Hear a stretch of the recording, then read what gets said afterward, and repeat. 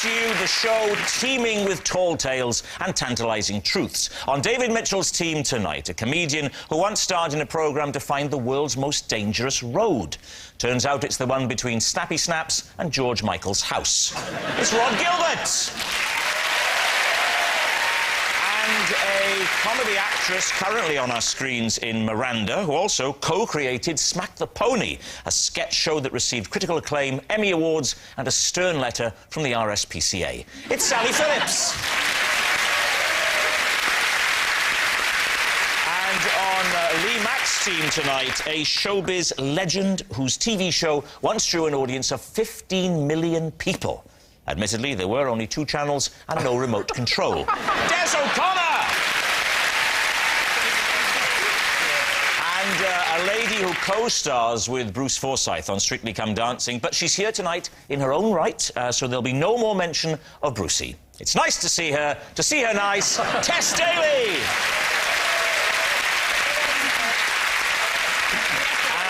So to round 1, Home Truths, where our panellists each read out a statement from the card in front of them. To make things harder, they've never seen the card before, so they've no idea what they'll be faced with, and it's up to the opposing team to sort the fact from the fiction. Des, you're first up tonight. For 3 days running, I accidentally ate cat food for dinner. David's team. Right. So, how did this happen? It was an accident. Yes. But it happened for 3 days, so we're looking at 9 meals. Now, I didn't eat every meal, but I ate on one of the meals, one at lunchtime, one at snack, and one at dinner, but not necessarily in that order. And I'm assuming you thought the cat food was something else? Why would you assume that? Well, because otherwise, Des, it's not an accident. Was it wet or dry cat food? I'm not a cat, I don't know. No, but as a, a highly evolved mammal, you do know the difference between wet and dry. It depends what we're talking about. Des, have you got a cat? No.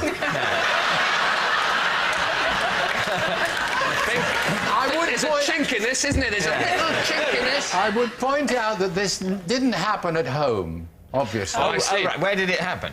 Abroad. Oh. I was abroad in a foreign country. Which foreign country, Des? Which foreign country? I didn't see their flag, but I was... How did you eventually find out that it was cat food? I'd rented a place. It was in Spain, right? Yeah. I'd rented a villa, and I had to go and do my own shopping. And I was walking around and I saw these tins with a little fish on the side, and I thought, well, that'll do. I don't speak Spanish, not that well, anyway. And I brought it back, and I was opening it, and the lady who was doing the house went, no, no, no, meow, meow, meow, meow, meow. What did you think it was, Des? I thought it was a kind of fish. Like a tuna, perhaps? Yes. I'm surprised there wasn't a picture of a cat on... Why would there be a picture of a cat? They always have a picture of a cat. You don't get a picture of a human on a pot noodle, do you? You always have a picture of a cat on cat food. Always. Even in Spain. Not always. Always. I can give you an example when there wasn't. What? Des, tell him again. Right, David, what are you going to say? What's your guess here? Is he telling the truth? Sammy? Well, I'm beginning to think it's true, I must say. I'm sorry, Des. I'm coming round to it. OK, so David... Yeah, I think it's true. So, Des, are you telling the truth or telling a lie? Well, they all think it's the truth, but it's the truth.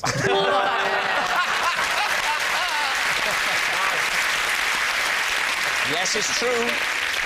Des did accidentally eat cat food for dinner for 3 days running. It was his cleaner who first noticed something was wrong, namely that Des was licking himself clean in front of the fire and going to the toilet in a tray. Now, Rod Gilbert, you're next. I cannot go on airport travellators. The one and only time I did, I got so freaked out by how superhumanly fast I was walking, I had to be taken to the sick bay to calm down. Lee, what do you think? Right, I mean, just how fast would you say you were going? Superhuman was the word I used.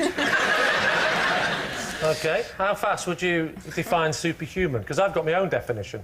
Have you? Well, what's yours? I asked you first. Let's just say it went very fast. I didn't like it. So you're saying that you were on it, you had to be escorted off, taken to the sick bay? I wasn't escorted off. I got off the end and then I sought assistance. You felt nauseous. Did you fall That's off? right, I felt nauseous. What's the difference between nauseous and nauseous? David, what's the difference between Excuse me, nauseous you and could have asked me. Excuse me. I'm A human being! I'm imagining you'll refer me to David. David, what's the difference between nausea... Is it simply I pronunciation? think it's simply pronunciation, Rob. Oh, yes. OK. Thank you, David. As you were. Shall I tell you another thing I don't like? It freaks me out when escalators don't work. You know, when you go up an escalator and you get up and you're exhausted and your legs are burning and you walk, they don't work, it's more tiring than the stairs, yet when you get to the top, you still fly off the end like that. That freaks me out. I don't like that feeling of lack of control. The escalator doesn't work, and yet you still fly off the top. Why is that? I don't think you do fly off the top. I think that's No, you just- do fly off the it's your top, David. brain telling you a No, lie. my brain doesn't tell me anything. Honestly, it does happen. Rob's brain does not tell him anything. No. Is that what you What do you mean? It's not my brain telling So me I'm you're flying saying off that the we're end. on at the top of a stationary escalator, you in Yes. some way are thrown Yes. off the end of it Yes. as if it were... As I described. That's nothing to do with the electrical motor in the escalator that isn't turned on. I'm not saying it is. That's because you're using a certain amount of extra energy in order to go up some stairs, Yes. and then suddenly it seems That. easy to go on the... Well, you'll find that at the top of a normal flight of stairs. No, you won't. Yes, you will. Nobody flies off the top you'll of a have- normal stairs. Hang on a minute. Let's have a go, shall we? Let's give it a little go. Oh, you're right, David. You're quite right. What are you on about? What I'm going to tell you now, Rod, you may not be ready to hear. But the feeling of getting to the top of a normal flight of stairs Is not the same. and the feeling of getting to the top of an Rubbish. escalator Rubbish. that is not turned on Rubbish. is Rubbish. the same. It's not. It is the same. It's not. It is the It's same. not. This is madness. Not. What you're saying? You started off saying it's I'm my... not going to discuss it anymore. I've told you the information. At some point, you will accept it. Yes. Rob, you're on this travelator, OK? I was, yeah. And Was. you didn't like the fact that you were going so fast. Is No, that, that- would that be a fair assessment? Well, that's exactly what I said, so yes. Yes. Why didn't you stop walking so you weren't going as fast? I just don't like the way they kind of bump. Tell you what. They kind of shift along. I just don't like that. Oh, it's the feeling. up and down motion. Well, there's a Why little didn't you- cushion padding in it, yes. You could have walked backwards and then you'd been standing still. Yes, I know, but I had If you judge the speed right. All right, but I had a plane to catch, David. So what do you think, Lee? Tess, what do you think? Well, I'm trying to read his body language, because I'm a woman and we do intuition very well. He's very laid back. He seems very committed. Very he committed, might very be telling the confident, truth. very laid back. Yes. What about you, I Des? just think he's telling the truth. Or I think he... Thank you, Des. I think he might be telling the truth. You're saying true? Am I? True. True. True. Rod, truth or lie? It is a lie. Yes, it's a lie. Of course, Rod can use airport travelators. Our next round is called This Is My, where we bring on a mystery guest who has a close connection to one of our panellists. This week, each of David's team will claim it's them that has the genuine connection to the guest, and it's up to Lee's team to spot who's telling the truth. So please welcome this week's special guest, Tony.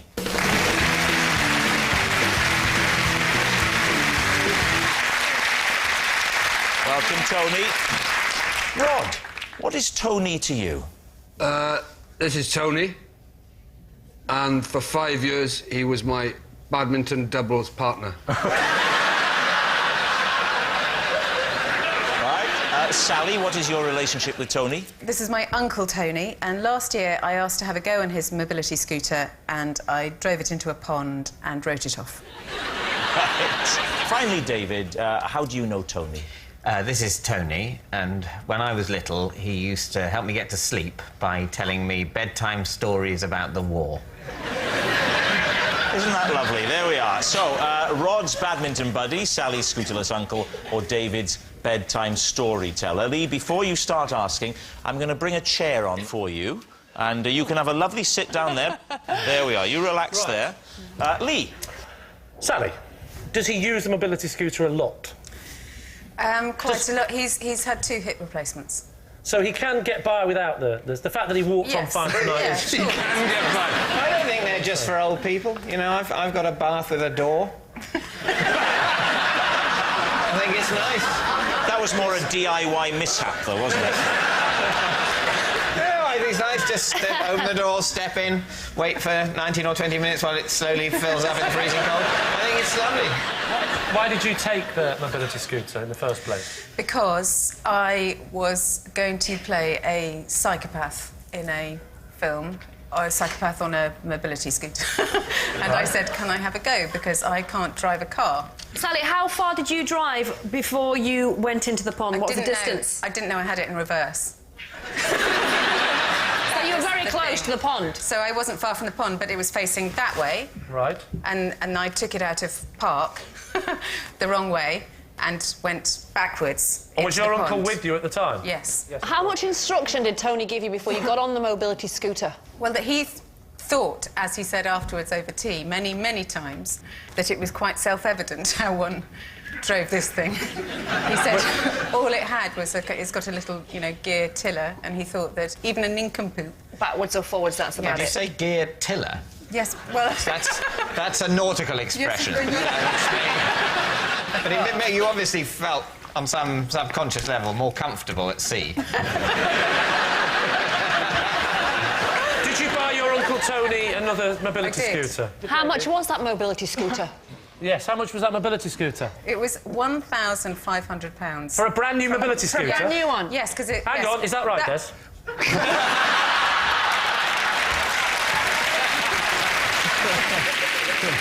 Should we move on to Rob?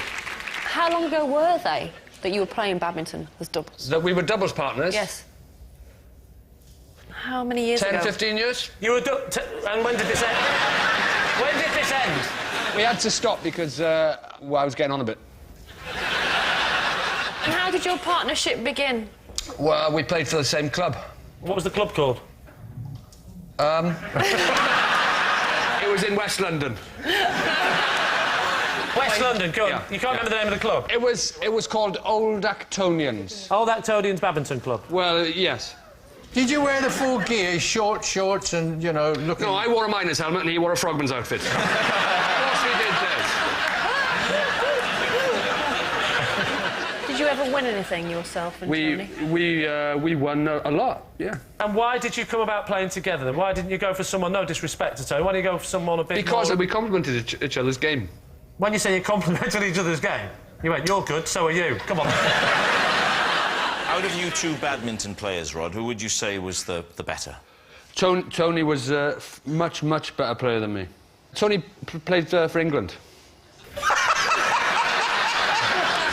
This started out, we were just knocking around in a West London club. Now, he is the Rafael Nadal of badminton. Why, if he played for England, Yeah. and he was so good, Yeah. why is he choosing you to partner him? I think it would be fair, and Tony wouldn't mind me saying that when I played with him, he'd have been probably I think he was in his early 70s. Whoa, when you were playing with him?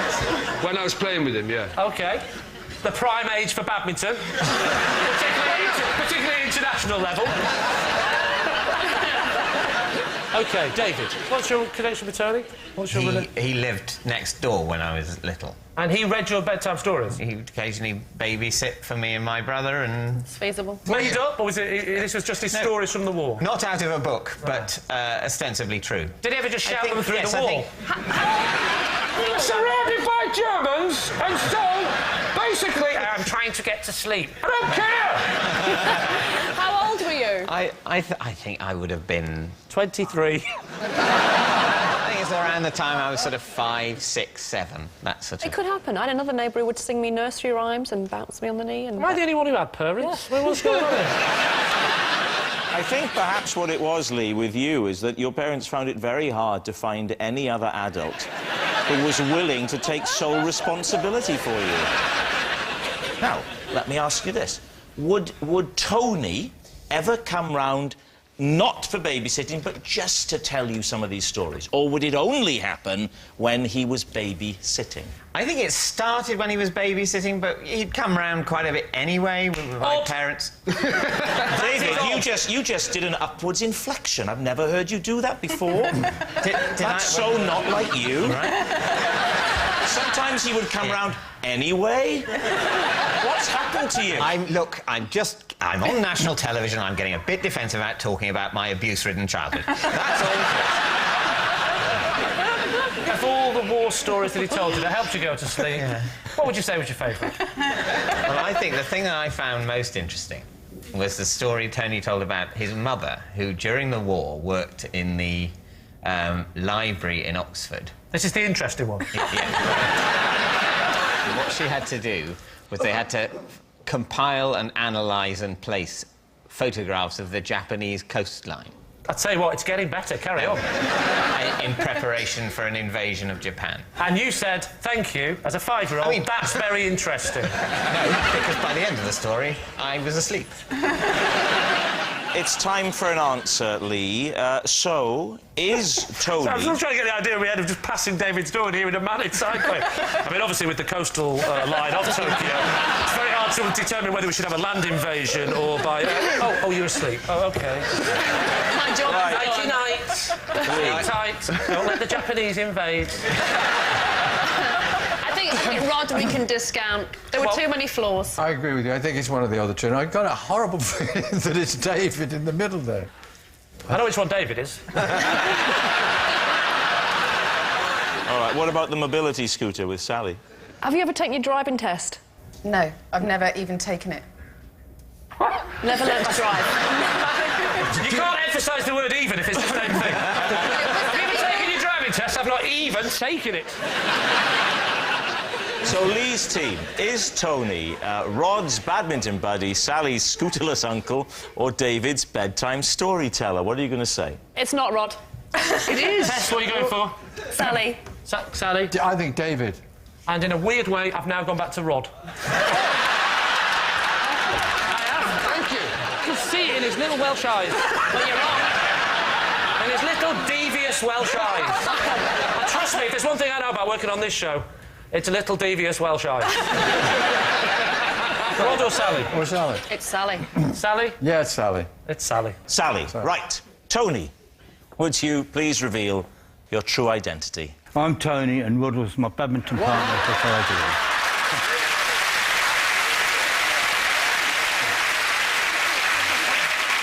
Yes, Tony was Rod's badminton doubles partner. Tony, thank you very much. Well, thank you.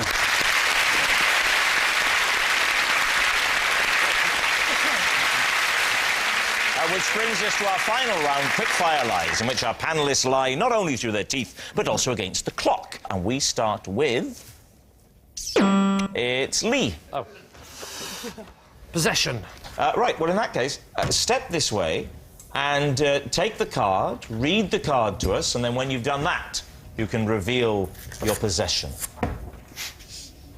In Thailand, I paid £200 to have my portrait painted by a monkey. Is that portrait? All right.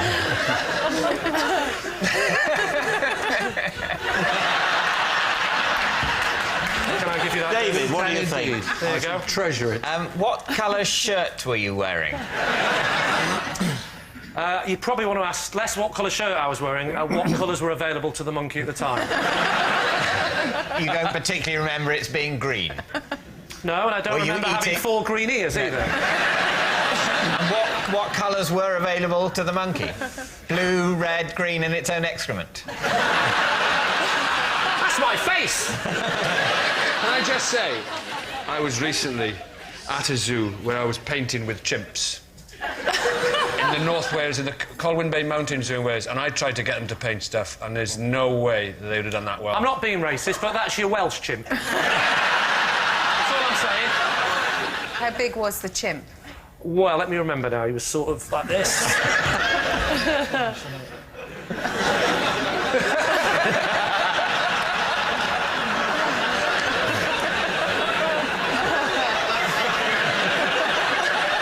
I'd say he was about that big sat down. Yeah. So that plus a couple of chimp's legs. I honestly don't think that a monkey... There's a sort of mouth on that, and his eyes, there's 2 blue blobs of eyes. The monkey Monkeys can't do that. You think it's too good, is what you're saying? Yes. Yeah. I think the resemblance is too strong. Do even got your little squinty cockeyed eyes. Don't push your luck. Things I have to put up with on the show. You're wondering why it's like this, OK? No, it's him today. I'm not wondering why. It could have been better, but he was a surrealist. David, what are you going to say? Is this monkey story true? I think it's a lie. I think it's an absolutely pointless act to get a monkey to paint a picture of you, and I think Lee would also have thought that. I think Rod thinks it's a lie. We know that. Sally? He looks like a hard man. Okay. We wouldn't be easily. So, David, Fooled you're saying by lie? this. I think It's a lie. we all think it's a lie, OK. yeah. Lee? I'm sorry, but it feels weird being up and not being able to press something. Do you mind? Not at all. It is, in fact, a lie.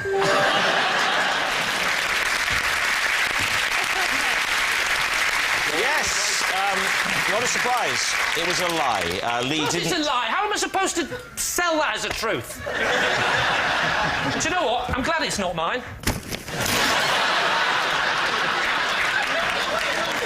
How am I supposed to have a chance? My 4-year-old son is watching. Thanks for doing it, and I'll fix it, and I'll bring it home.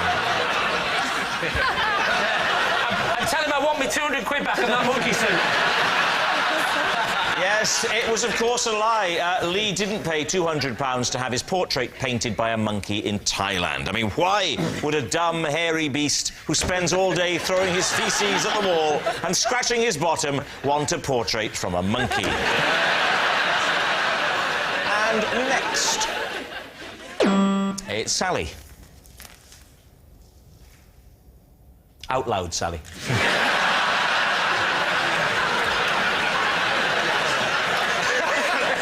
Because he swims in our local pool, my husband and I play a game over text called I've Just Been in the Water with Trevor McDonald.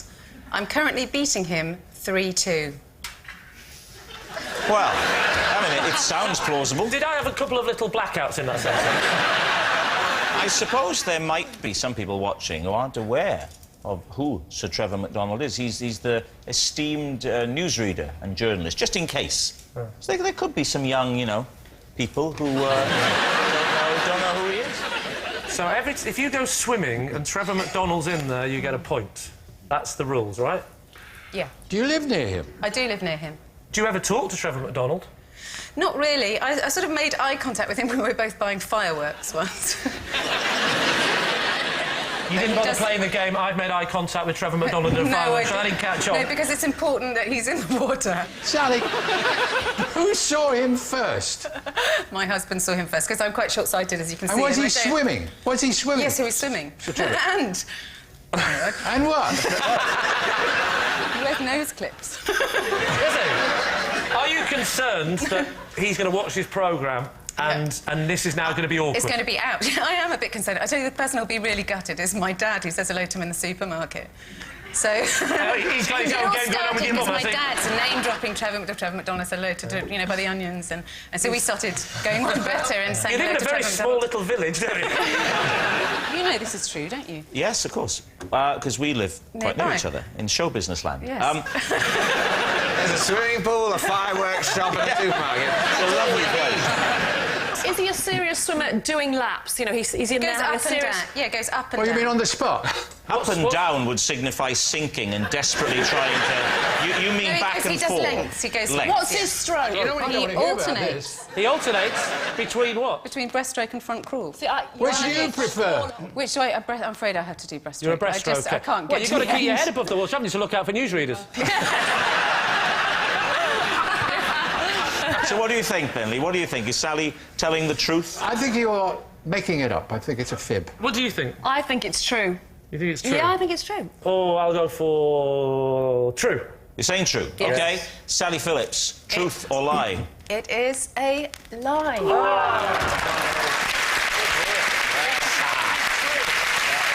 Yes, it's a lie. Sally and her husband don't play a game over the text called I've Just Been in the Water with Trevor McDonald. Next, it's David. On a wall in my flat, there is a mysterious red switch.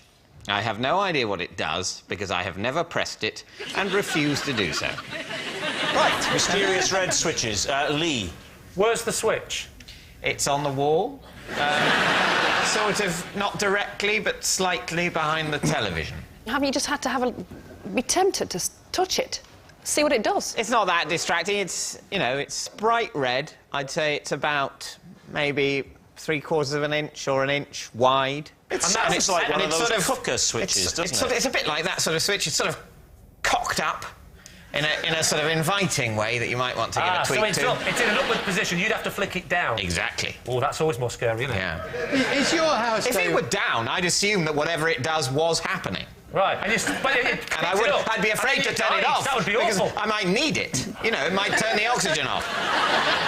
You've never gone near it? You've never touched it? Gone near it? But you've never I've gone very near it. I don't live in a very large flat. I can't cordon off a whole area of the living room just because of the proximity of a mysterious switch. I need that space. How long have you been in your flat and ignored this switch? Well, I've moved into the flat about 11 years ago. That's a long time to ignore a switch. But sometimes I do other things. It's not just been solidly ignoring the switch 24 hours a day.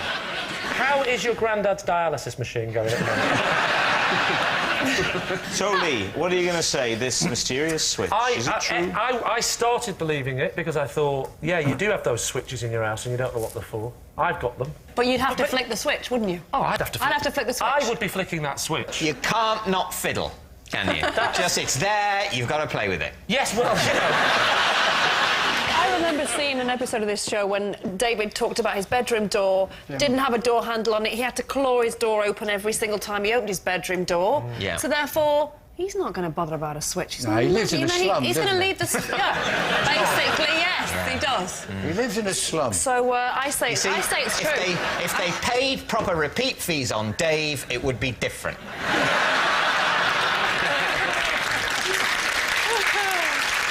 So, Lee, what are you going to say? Truth or lie? Des.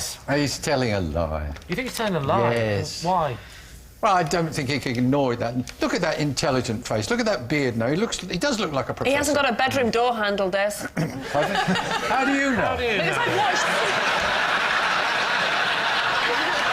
watched... So, truth or lie? I think I will go with Tess and say it's true. You're saying it's true. David, truth or lie? It is true. Yes! Yes, it's true. David does have a mysterious red switch on the wall of his flat which he's never pressed. Oh, and that sound signals time is up, and it's the end of the show, and I can reveal that David's team have won by 5 points to 1. But it's not just a team game, and my individual liar of the week this week is Sally Phillips. Yes, Sally Phillips, who's given us more barefaced cheek than a leapfrog competition at a nudist colony. Good night. Love him or loathe him, Jeremy Clarkson joins Ian and Paul to guest host Have I Got News For You in just a moment. Then the race is on for Lee Mack to prove he's telling the truth again. And this time, it's not going out. It's 9:30.